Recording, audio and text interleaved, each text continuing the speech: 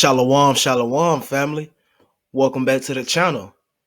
And in today's video, we're going to be bringing out some verses I feel like are important and I feel like need to be heard by our brothers. But before we get started, make sure you hit that subscribe button and hit the notification bell as well.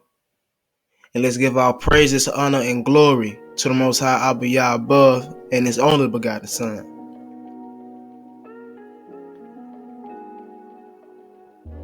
I know it's not just me that see this going on, right? We see our brothers having evil eye towards one another. We see our brothers having stiff necks towards one another. You know, everything seems to be a competition, right? Everybody got their chest poked out when they see each other for some reason. And it doesn't need to be like that, because we see the wrath of God at hand. We see tornadoes passing by. We see hurricanes passing by. We see forest fires. We see floodings. We see locusts. We see blood rivers. We see the signs in the sky. But yet y'all want to beef. Y'all want to be angry at one another. Y'all want to have hate in y'all heart. So the question I have today, brothers, this video is strictly for the brothers, because we got to get out of this. Are you your brother's keeper? Or are you a wicked brother? Throughout this video, I'm going to bring out some verses that shows you how we supposed to act and how we supposed to treat our brother. We need to move away from getting that hatred out of our heart and putting the love in. So the first book I'm going to be reading out of today is the book of Deuteronomy. It's going to be coming from chapter 58. It's going to be coming from chapter 28 and verse 54.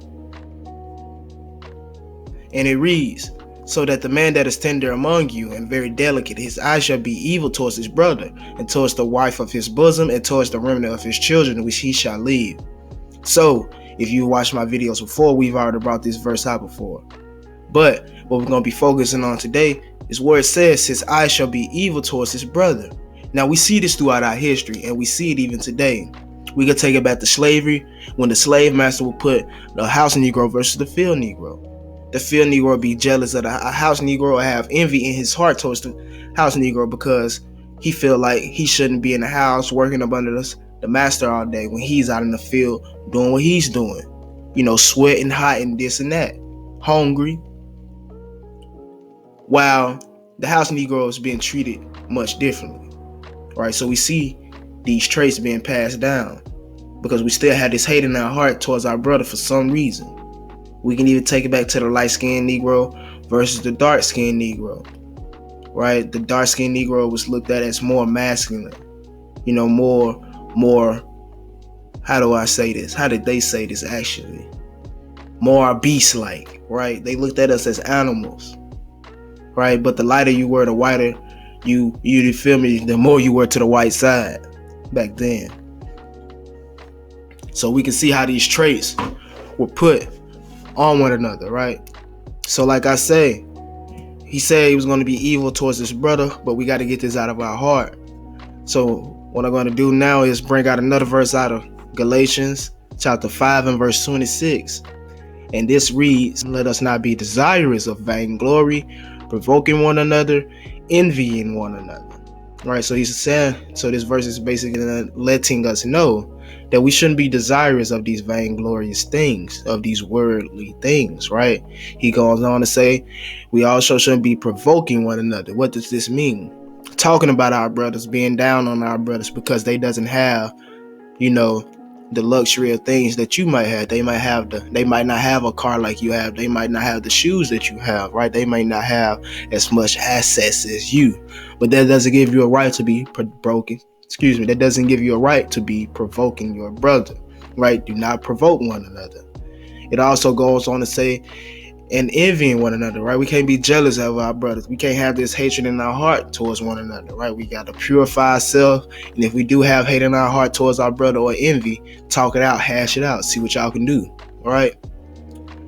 So speaking on that, we're going to bring out Matthew 18 and 15. This is Christ talking, if you don't know. So it reads, "Moreover, if thy brother shall trespass against thee, go and tell him his faults between thee and him alone. If he shall hear thee, thou hast gained thy brother."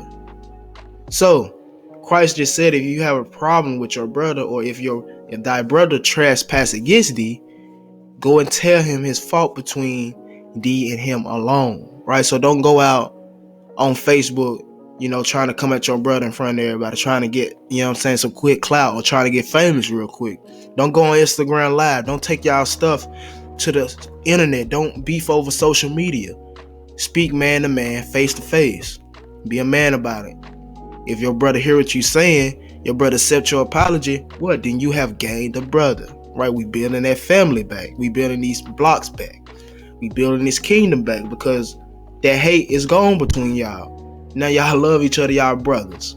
He says, it say, if he shall hear thee, thou hast gained thy brother, right? You got your brother back, like I just said. So this is what we can't do, brothers. We can't be provoking one another. We can't be envying one another. If we got a problem with our brother, talk it out so we can gain our brother back. Right? So let's continue on. We're going to be reading out of 1 Peter chapter 3 and verse 8.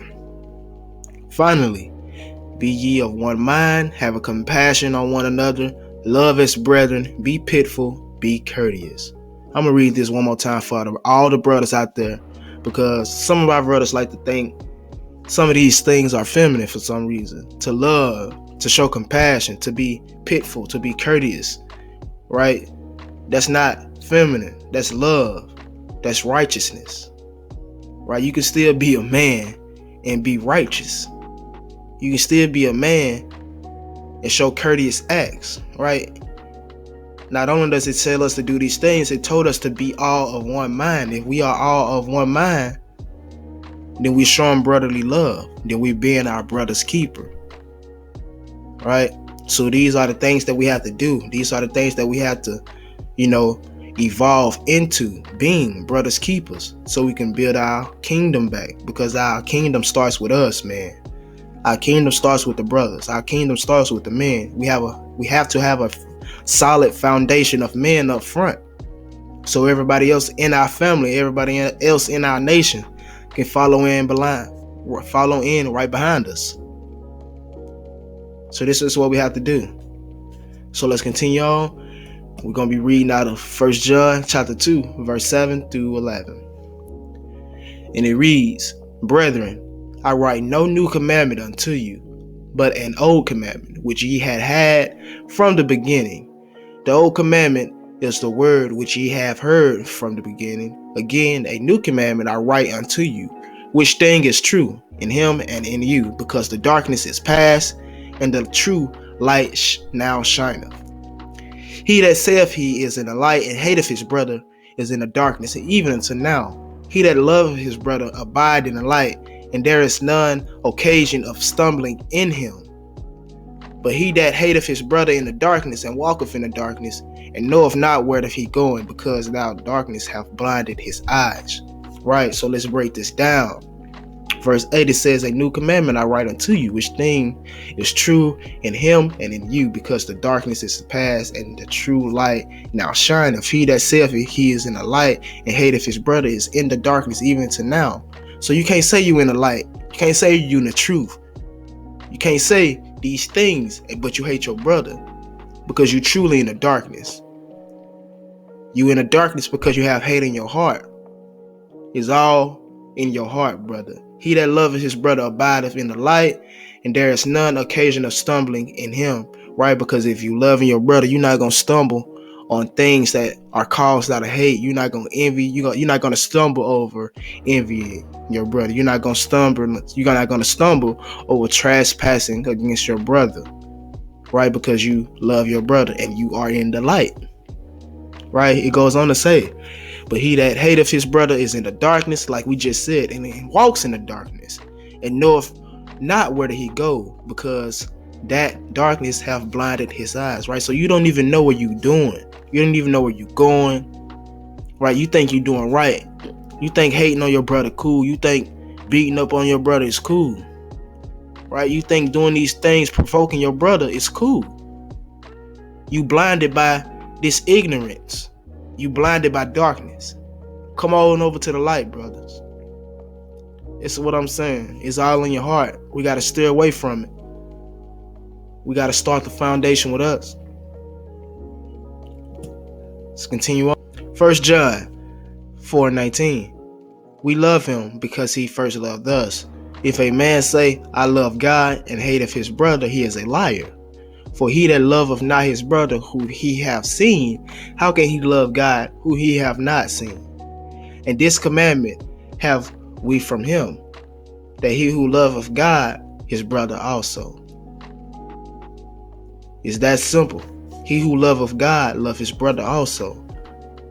And I really like this verse because it's just straight up to the point. All these verses are straight up to the point, but this one is all the way, because it says, if a man say, I love God, and hateth his brother, he is a liar. So you lying, and God know this. You can't hate your brother and say you love God. You ain't loving the true God of the Bible, the God of Abraham, Isaac, and Jacob. Right?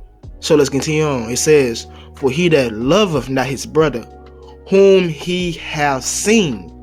So if you can't even love your brother that you see on this earth every day, how can he love God who he have not seen? How can you love God if you ain't even seen him?